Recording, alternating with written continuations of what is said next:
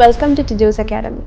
ഇന്ന് സ്പീക്കിങ്ങിലും റീഡിങ്ങിലും റൈറ്റിങ്ങിലും ഒരുപോലെ ഹെൽപ്ഫുൾ ആവുന്നൊരു ടിപ്പുമായിട്ടാണ് നമ്മൾ വന്നിരിക്കുന്നത്. First let start with speaking.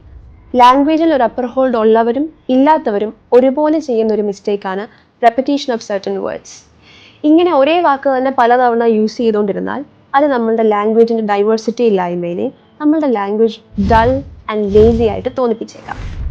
അതൊഴിവാക്കാൻ വേണ്ടി മാക്സിമം സിനോണിംസ് യൂസ് ചെയ്ത് സംസാരിക്കുക എന്നുള്ളതാണ് ഒരു സൊല്യൂഷൻ.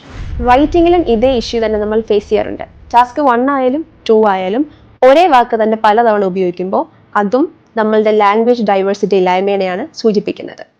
ഫോർ എക്സാമ്പിൾ, എഡ്യൂക്കേഷൻ എന്നുള്ളൊരു വാക്ക് എഡിഫിക്കേഷൻ, ലേണിംഗ്, നോളജ് ഗെയിനിങ് ഇങ്ങനെയുള്ള വാക്കുകൾ വെച്ച് നമുക്ക് എഴുതുമ്പോൾ കുറച്ചും കൂടെ റിച്ച് ആയിരിക്കും നമ്മളുടെ ആൻസർ. ഇതേ കാര്യം റീഡിങ്ങിൽ നമ്മൾ എൻകൗണ്ടർ ചെയ്യുന്നത് വേറൊരു തരത്തിലാണ്.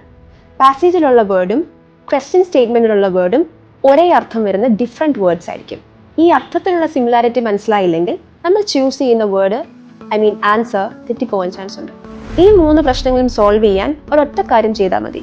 റീഡിങ്ങിലും റൈറ്റിങ്ങിലും സ്പീക്കിങ്ങിലും നമ്മൾ ഫേസ് ചെയ്യുന്ന ഓവർ യൂസ് അഥവാ റെപ്പറ്റീഷൻ ഓഫ് വേർഡ്സ് ഒഴിവാക്കാൻ വേണ്ടി കൂടുതൽ വാക്കുകൾ പഠിക്കുക.